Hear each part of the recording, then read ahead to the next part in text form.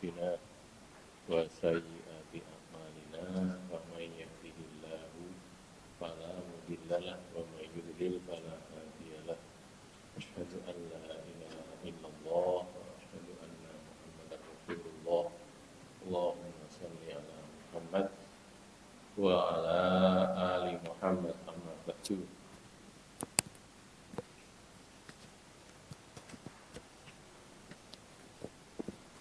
Ayuhan nas ittaqullaha mastata'tum wasma'u wa ati'u la'allakum turhamun. Allah Subhanahu wa taala, kita mulai kajian kita kitab Al-Arba'in An-Nawawiyah. Hadis yang ke-8. Mungkin kemarin sudah disampaikan Ustaz ini, kita ulangi saja ya. An Ibnu Umar, dari Ibnu Umar radhiyallahu anhuma, semoga Allah meridhai keduanya, ridhai Umar dan Abdullah bin Umar dan Umar. Anna, bahwasanya Rasulullah sallallahu alaihi wasallam qala, bersabda beliau, umirtu an uqatilan nasa, umirtu, aku diperintah, disuruh, an uqatilan nas, supaya aku memerangi manusia, memerangi orang, hatta sampai yashhadu, mereka bersyahadat, mereka bersaksi, an, bahwasanya la ilaha illallah, tidak ada ilah kecuali Allah, tidak ada Tuhan, tidak ada sesembahan illallah kecuali Allah. Wa anna, dan bahwasanya Muhammadan Rasulullah, Muhammad itu utusan Allah, Rasul Allah. Rasul itu artinya utusan, pesuruh. Wa yuqimus sholata, dan mereka menegakkan sholat. Mereka an-nas itu ya, menegakkan sholat. Wa yu'tuz zakata, dan mereka menunaikan zakat, membayar zakat.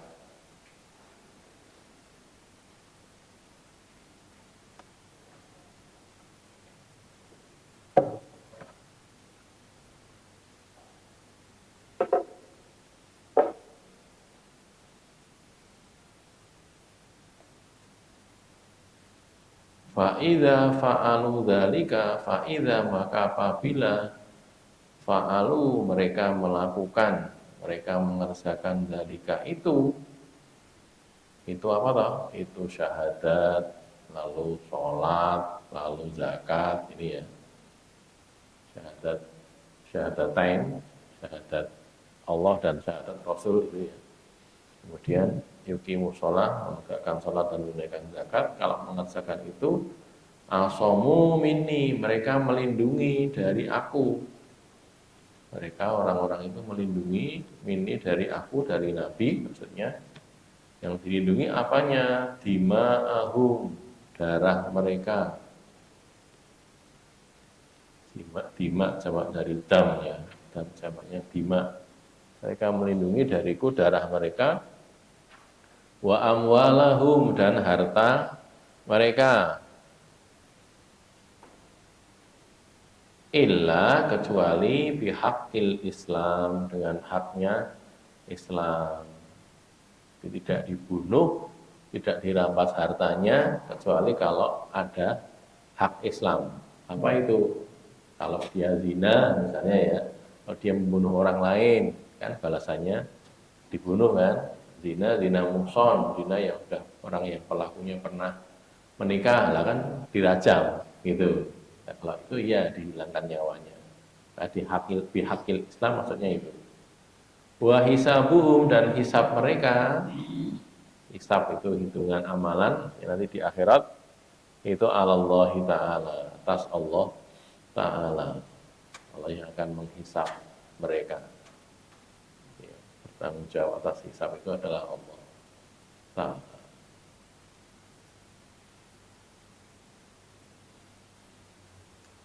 Ini hadis ke-7 dari Al-Arba'in An-Nawawiyah. Hadisnya kan ada 42, ini hadis yang nomor 7, 8 teru ya. Lagi nanti ganti. Ke-8. 8 adalah hadisnya Abdullah bin Umar. Ya, ini Ibnu Umar ini. Terus yang pertama ada kata-kata umirtu. Nah ini kan, umirtu an uqatilan nasa. Itu diperintah untuk memerangi orang, memerangi manusia. Kalau ada kata-kata umirtu yang mengatakan itu Nabi, umirtu yang ngomong Nabi, itu yang memerintah adalah Allah Subhanahu wa ta'ala. Gitu ya. Pemahamannya begitu. Kan?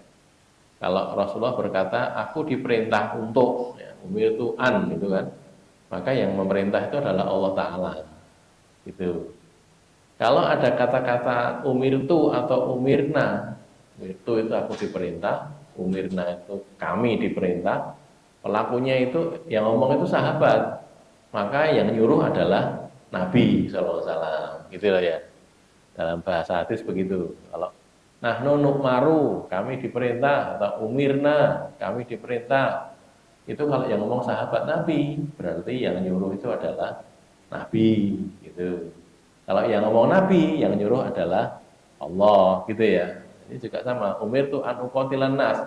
Lah sapa sing nyuruh Nabi? Nabi itu suruhnya Allah kok. Ya yang nyuruh Allah, gitu loh ya. Disuruh berarti yang diperintah, berarti yang memerintah itu adalah Allah. Karena pesuruh atau utusan itu kan membawa kekuatan yang diutus ini. Itu ada cerita itu di kitab-kitab sirah kita dapatkan ya, di hadisnya saya belum dapatkan. Di kitab-kitab sirah kita dapatkan, dulu itu Nabi itu kan kirim surat kepada, kalau kirim suratnya itu ada, di hadis itu ada, kepada beberapa raja. Salah satunya Raja Persia, namanya Kisro, Kaisar Persia, Kisro, Anushirwan, apa namanya itu. Terus setelah sampai suratnya kepada Nabi, dibaca, bunyinya itu begini, min Muhammadin Rasulillah ila Kisro azimi Faris. Dari Muhammad Rasulullah untuk Kisro, pembesar atau penguasa Persia. Baru sampai di situ, lagi moco di depan itu, bagian atas itu, baru dibaca sampai itu, dia marah. Marah mengatakan, siapa yang berani menyebut namanya sebelum namaku? Nah gitu, kan bunyinya min Muhammadin Rasulillah ila Kisro. Kan gitu dari Muhammad Rasulullah untuk Kisro. Jadi marah dia, harusnya disebut Kisro dulu baru nama dia, gitu loh, karena merasa dirinya lebih mulia. Karena itu lalu disobek-sobek suratnya, disobek-sobek, capek-capek dibuang surat dari Nabi itu di depan utusannya Rasulullah. Rasulullah mengutus orang, di depan dia itu langsung disobek-sobek, marah-marah dia. Oh, ada orang menyebut namanya sebelum namaku. Terus singkat kata itu diceritakan kepada Nabi SAW. Ya Rasulullah, surat sudah disampaikan, tapi suratnya disobek-sobek sama Kisro. Kata Rasulullah, faqad mazzaqo Kisro mulkahu. Nah, gitu ya. Sungguh telah Kisro itu sudah menyobek kerajaannya. Nyobek surat artinya dia menyobek kerajaannya sendiri. Ceritanya gitu kan. Sudah ini bergeser kemudian ceritanya kalau di kitab-kitab sirah nanti kita dapatkan ya. Ceritanya itu apa?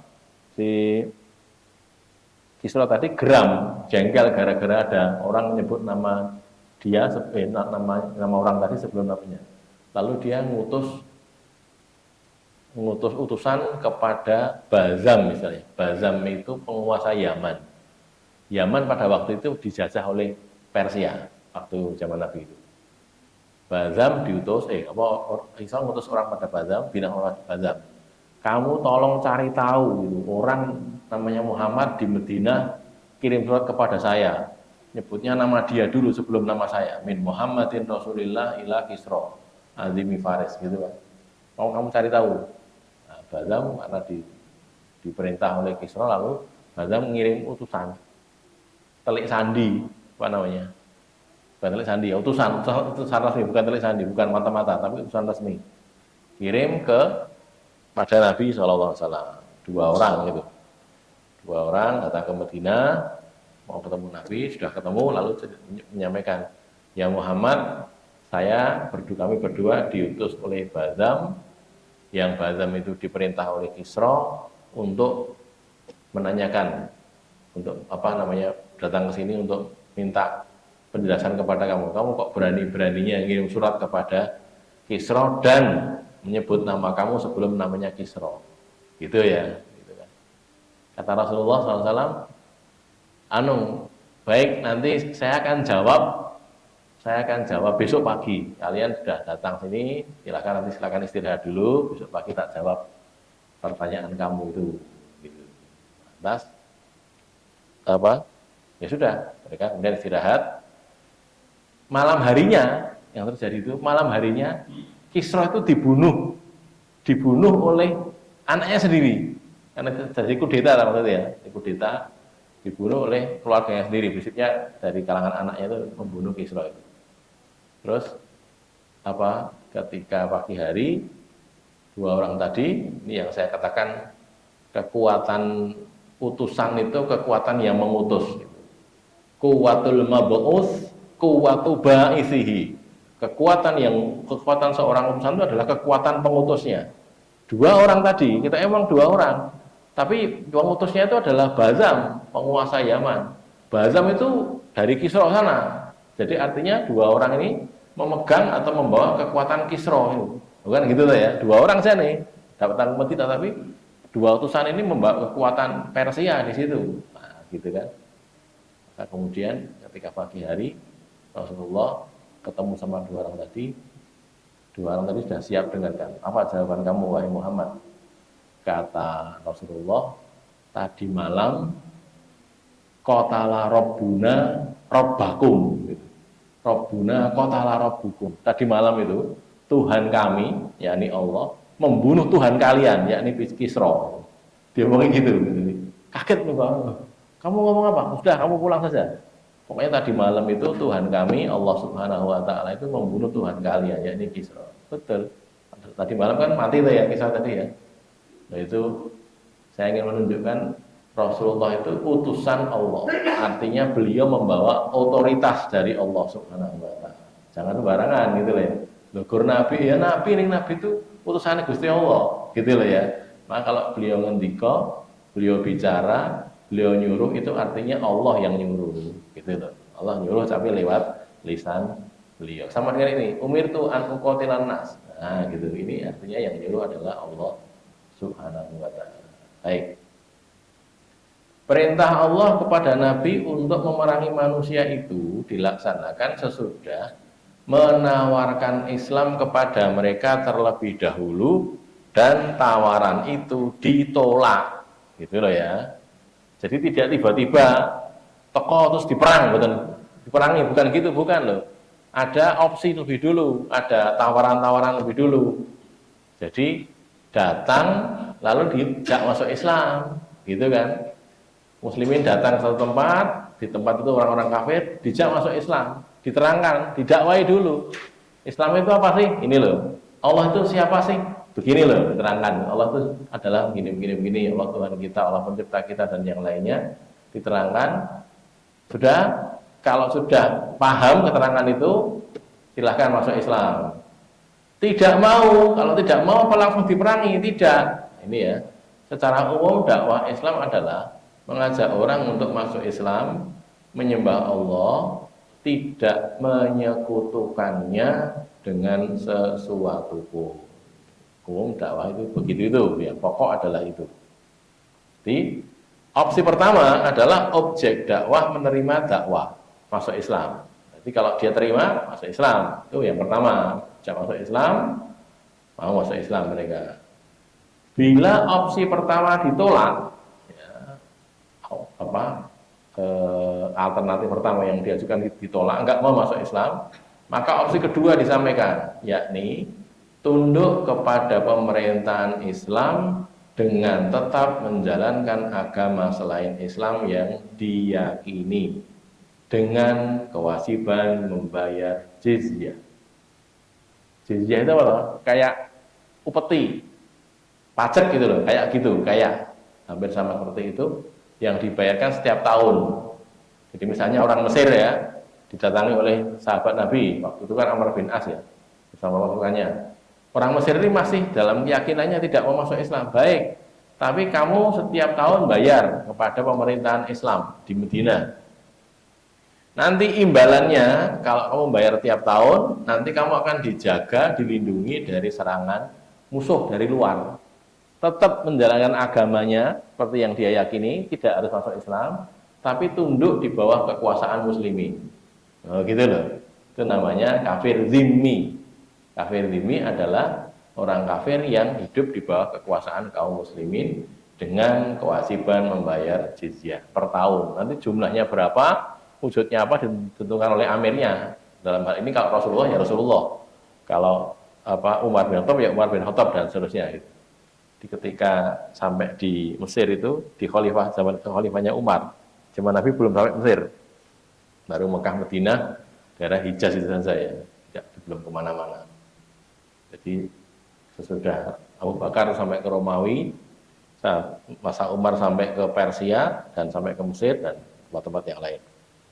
Baik, kembali ke sini. Jadi opsi kedua apa? Tetap misalnya orang Kristen, ya tetap Kristen, oke, enggak apa-apa. Kamu tiap tahun bayar. Bayarannya itu untuk apa? Untuk jaminan keamanan. Pokoknya kalau ada musuh-musuh menyerang daerah situ, saya musuh menyerang Mesir gitu ya, maka pasukan Islam akan membela Mesir itu, karena itu bagian dari negara Islam. Gitu loh ya, dibela. Mereka tidak dizalimi, tidak. Ya sudah, kewajibannya bayar jizyah itu saja, sudah. Itu diatur aturannya, ya ada. Aturan-aturan dalam menjalankan din ada, tidak kemudian bebas ngedeke negara dewe ya tidak bisa, itu diatur dalam aturan Islam gitu ya. Itu opsi yang kedua. Kalau opsi kedua ini ditolak, maka perang kalau gitu. Tidak mau masuk Islam, tidak mau tunduk di bawah kekuasaan muslimin gitu, ya perang kalau gitu. Gitu loh ya. Jadi 3 opsi kan. Imma yahtadun, mungkin apakah mereka mendapatkan petunjuk masuk Islam, wa imma yusaghharun, mereka ditundukkan, direndahkan, artinya jadi di bawah kekuasaan muslimin, tetap dalam agama mereka, atau yang ketiga wa imma yudammarun, dihancurkan. Dihancurkan apa ya? Karena mereka menolak tunduk kepada muslimin, gitu. Ya, ini yang di sini dikatakan begitu kan? Maka di sini dikatakan umil itu an uqatilan nasa. Disuruh memerangi orang sampai mereka bersyahadat. Begitu syahadat sudah, syahadat, sholat, zakat, gitu. Maka terjaga mereka dari dari Nabi, baik darah maupun hartanya. Ini keterangan tadi ya, ada 3 opsi tadi. Sebelum lanjut, ada pertanyaan barangkali, mungkin masalah-masalah fikih ya, barangkali ada pertanyaan. Silakan.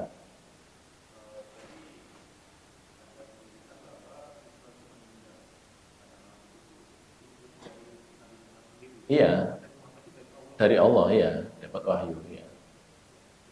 Ya. Ada lagi?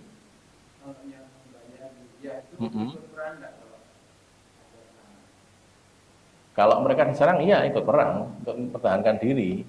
Tapi secara umum yang nanggung itu pasukan Islam.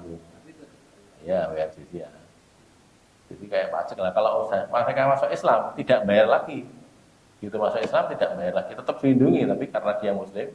Jadi kalau coro sekarang itu jadi warga negara kelas 2 gitu loh. Nah gitulah ya, warga negara kelas 2 kan ada warga negara kelas 1, kelas 2 gitu. Kalau coro di Inggris sana, saya dapat cerita dari teman yang pernah kuliah. Di Inggris itu ada temporary resident, ada permanent resident. Nah, penduduk tetap, ada penduduk yang temporer. Kalau mau jadi penduduk Inggris katanya harus baiat kepada Raja Inggris, katanya gitu. Nanti jadi penduduk Inggris, tapi baiat sih Raja Inggris itu. Dulu ratu ya, sekarang raja. Itu beda, dan yang ini lebih tinggi, artinya nanti fasilitas juga beda itu. Memang dibedakan seperti itu, tapi dengan konsekuensinya. Ini tetap tadi ya, Muslim masuk Islam bebas jizyah. Ada lagi? Lanjut ya.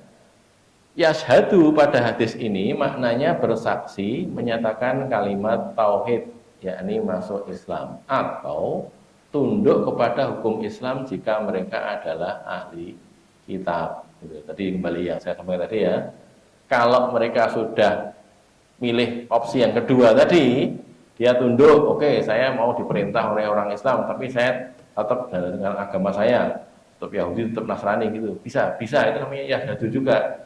Jadi bersaksi, bukan bersaksi tauhid, tapi menyaksikan dirinya sebagai orang yang tunduk kepada Islam, gitu loh, tunduk kepada kaum muslimin. Jadilah mereka kafir zimmi. Kafir zimmi. Itu ya tidak boleh dizolimi sama sebagaimana muslimin. Kafir zimmi terus dikelentii ya nggak boleh. Juga ya nggak boleh. Kan terjaga diri dan hartanya.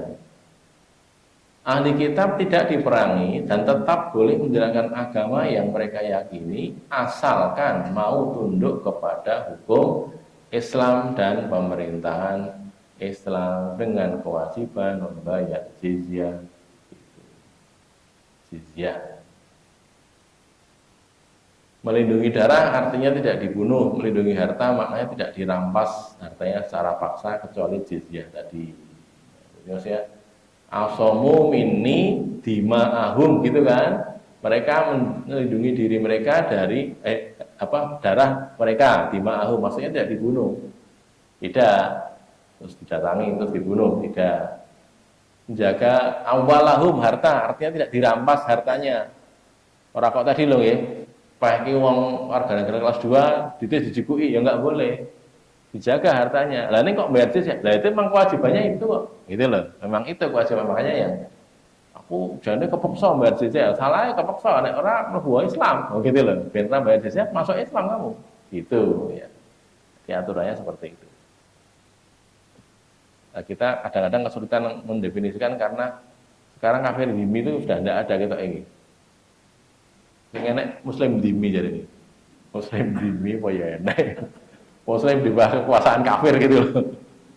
Nah kan harusnya ada. Kalau kita perang harusnya ada itu. Nanti orang kita perang musuh nanti Israel gitu ya. Israel kalahan gitu. Kan karena milih gue lebu Islam, orang membayar jizyah, kan gitu. Orang pateni gitu loh. Milih inti gue. Nek ngomong kita gagah ya, ngomong gitu. Barang praktek gue gitu. Jadi ya memang begitu. Islam seperti itu aturnya. Baik ya. Bihakil Islam maknanya melakukan perbuatan yang menurut syariat Islam menjadikan pelakunya harus dihukum. Nah, itu. Baik denda finansial maupun hukuman fisik. Contoh denda finansial ya, kalau dia membunuh orang tapi dimaafkan oleh pihak terbunuh, pihak korban, ya dia membayar denda atau diat 100 ekor unta. Unta 100 bayar sebagai diatnya itu. Di si A membunuh si B tanpa ada salah apa-apa dibunuh. Orang mungkin tak salah dipateni, mungkin saja karena anyel, jengkel kan ya.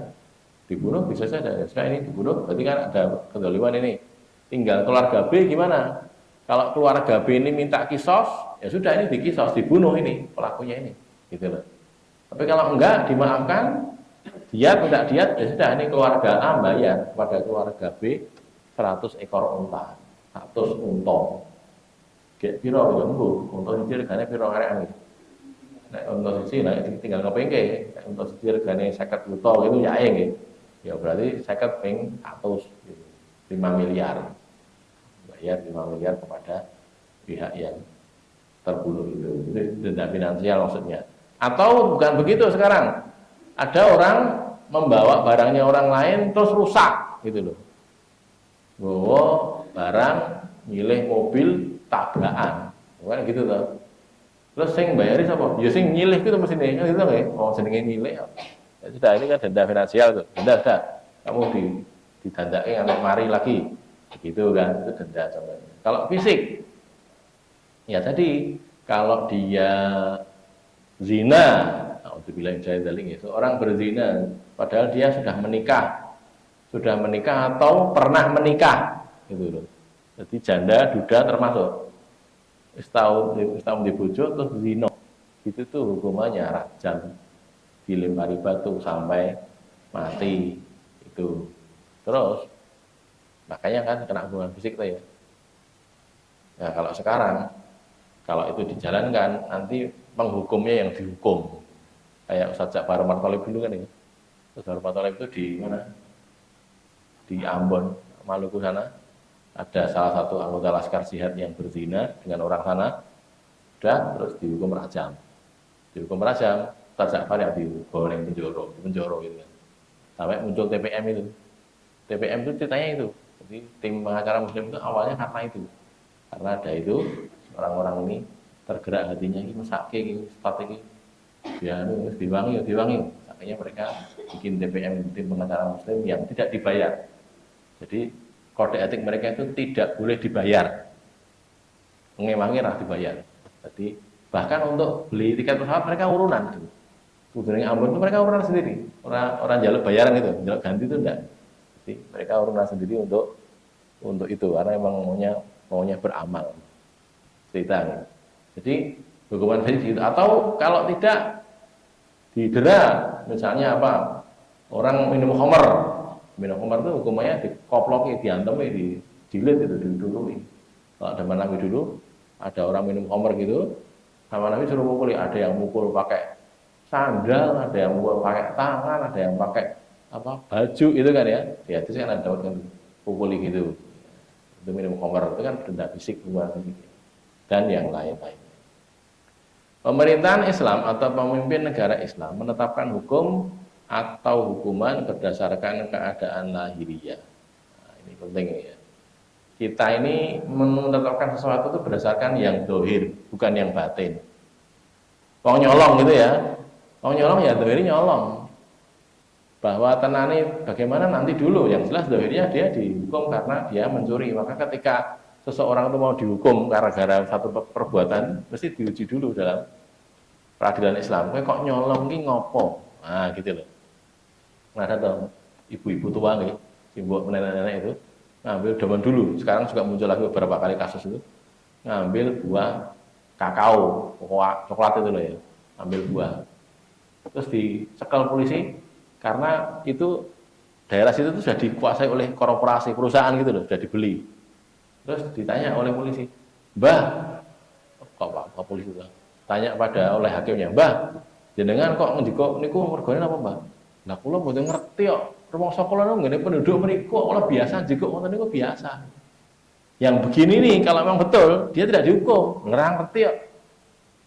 Ngertine nggone tanggane, yang wis dituku perusahaan tak ngerti, dia tidak tahu. Kan tidak diapa-apakan, cuma dibiarkan gitu saja.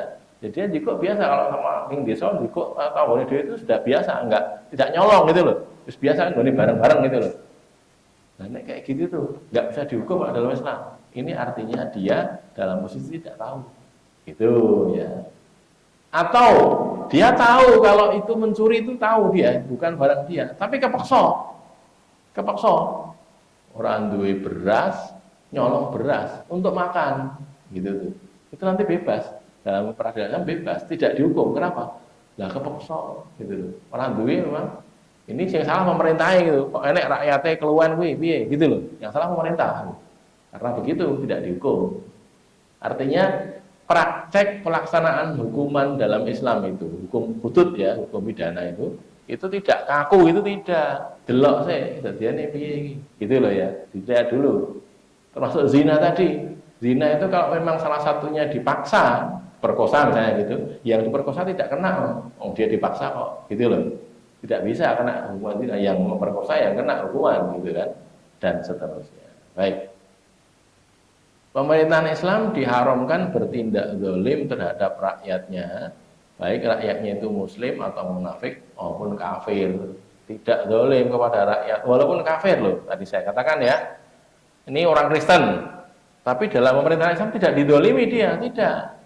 Diperlakukan memang sebagaimana orang kafir dhimmi tadi. Ada aturannya, tapi tidak zalim. Ya seperti itu, aturannya memang seperti itu. Gitu. Pak zaman Umar dulu ya, Umar bin Khattab jadi khalifah, orang Kristen itu tidak boleh menamakan salibnya. Oleh Kristen yang lain salib. Gereja-gereja nggak boleh menamakan salibnya, gitu. Memang begitu aturannya, gitu. Diatur oleh pemerintahan Islam. Nah kalau itu kan tidak zalim, ya memang seperti itu aturannya, gitu loh. Tidak kok kemudian tiba-tiba dia diperkarakan sesuatu yang belum ada undang-undangnya. Oh tidak. Jadi undang-undangnya ada dulu begini, Gelem kira, nek ora gelem ya mlebu Islam kowe, ya kan gitu. Atau pindah tempat di luar pemerintahan Islam. Kondisi batiniah seseorang termasuk niat atau motifnya itu hanya diketahui oleh Allah, sehingga tidak termasuk tanggungan atau tanggung jawab orang yang menetapkan vonis hukuman. Jadi niatnya piye ya, niat yang tahu kan orangnya saja dan Allah kan, ya ngerti lah kita. Maka yang dilihat yang zahir saja. Kalau dia menampakkan sesuatu, yaitu yang dihukumi. Dia mau bela diri boleh, tapi kalau mengatakan hanya niatnya saja, ya niat siapa yang tahu kalau gitu, kan nggak tahu. Zahirnya begitu ya dihukumi seperti itu. Maka ini pentingnya kita menjalankan sesuatu itu hati-hati. Okay. Kalau niat yang baik, sudah kita bahas di bab pertama dulu, hadis pertama itu kan, niat yang baik itu tidak bisa mengubah perbuatan yang buruk jadi baik, tidak bisa. Uang nyolong, gitu. Niatnya harap zakat, harap sodakoh, gitu. Harap sodakoh, orang-orang itu harap nyumbang Palestina, ya nyumbang Palestina, adek nanti dit, saya tak colong saya, tidak boleh gitu itu. Artinya apa? Nyolong itu tetap dosa, tetap perbuatan buruk, walaupun niatnya mau membantu Palestina, tidak boleh ini, karena ini nyolong ini dosa saya, gitu. Sebaliknya sekarang, itu kalau niat tadi ya, niat buruk tidak bisa, niat baik tidak bisa mengubah perbuatan buruk jadi baik. Tapi kalau niat buruk itu bisa mengubah perbuatan baik jadi buruk, bisa gitu. Salat, nggih salat. Ning niatnya arep nyolong sandal gitu loh. Ning masjid, salat melu salat. Ning niatnya arep nyolong sandal, golek sepatu kok sandal sing larang colong. Itu salatnya elek dadi ning, walaupun salat ya itu. Karena niatnya jelek. Begitu loh. Jadi perlu kita tahu nggih. Karena sekali lagi niat itu yang tahu hanya orangnya dan Allah, orang lain kan nggak tahu. Tapi kita perlu tahu bahwa niat baik tidak bisa mengubah perbuatan buruk jadi baik, tidak bisa. Sebaliknya, niat buruk bisa mengubah perbuatan baik jadi buruk. Itu, makanya itu pentingnya niat. Tetapi sekali lagi yang dihukumi ya yang zahir saja. Zahirnya gitu, ya wes, gitu ya. Ngombe khamar gitu, misalnya minum khamar, betul khamar yang diminum, ya dihukum. Aku ki anu kok niatku ki apik kok. Niatnya apa? Niatnya ki aku arep ngejak sing do mabuk-mabuk kuwi gen belum ngaji. Lalu kowe minum mabuk sisan ya tetep dosa, enggak bisa gitu loh ya. Enggak kena itu, artinya dia tetap dihukum gara-gara minum khamarnya itu, gitu ya. Dalam bertindak dan bersikap terhadap orang lain, seorang muslim memperhatikan dan mempertimbangkan kondisi lahiriah orang tersebut gitu. Ketika kondisi lahiriahnya baik, maka dia dihukumi sebagai orang baik. Maka kalau cara hadis Nabi nggih, kalau kamu lihat ada orang kok datang ke masjid, maka persaksikanlah bahwa dia itu orang Islam gitu. Jadi kita jangan curiga. Karena uang ribu-ribu rambutnya ribu-ribu nganggo kaos bolong. Yang buri bolong arepnya gambarnya buta. Wah gitu ya. Rambutnya mungkin Metallica apalagi. Mulane ning metal-metal gitu. Iki mesti anu iki. Apa arep nyolong ya mesti ning masjid iki. Jangan begitu, enggak boleh gitu loh. Ning masjid berarti arep apik gitu saja. Tinggal nanti kita dekati, kita ajak ngomong yang enak gitu kan ya. Ternyata dia, nggih Mas niku kula niku anu pun ngakoni mau 5 per tahun-tahun niku kula krungu pengajian terus kula tobat niki Mas. Kula ajeng teng masjid. Kok niku teng masjid sok wudu sik, salat dosa ora kok niku. Nah, ternyata begitu. Bahkan itu ya tinggal di API ya mboten kadang klambi to. Oh, kula boleh klambi niki ada klambi kok, klambi niki. Nah, kan itu ya. Harusnya begitu. Karena apa? Lihat kondisi zahirnya dia orang datang ke masjid baik, gitu loh. Sebaliknya, iki nek wong nganggo gomis iki. Gomis, serbanan, apalagi rambut apa jenggotnya panjang gitu, nyekel tasbih. Ning nggon tempat pelacuran gitu. Ya kita harus hukumi buruk dulu ta mestinya, gitu loh. Ora kok kowe ning kono kuwi dhek arep ngisi pengajian, nanti dulu gitu. Kok sik zahire kayak gitu loh ya. Makanya kita lihat dulu. Jadi ini keadaannya buruk ini, makanya kita hati-hati. Pada-pada orang sampai tadi hati-hati. Jangan dekat-dekat dengan orang-orang buruk, nah, gitu loh. Nanti kalau dihukumi buruk, bukan saya yang menghukumi, salah kita lah. Nyampur ning kono, gabung yang kono, gitu loh ya. Maka kita harus menjaga diri kita. Ini hari jam berapa? Ya, 38, tinggal 2 menit ya. Baik. Sampai di sini yang bisa saya sampaikan. Qul hadza astaghfirullah li wa lakum. Alhamdulillah. Monggo silakan. Siap-siap berbuka bagi yang puasa.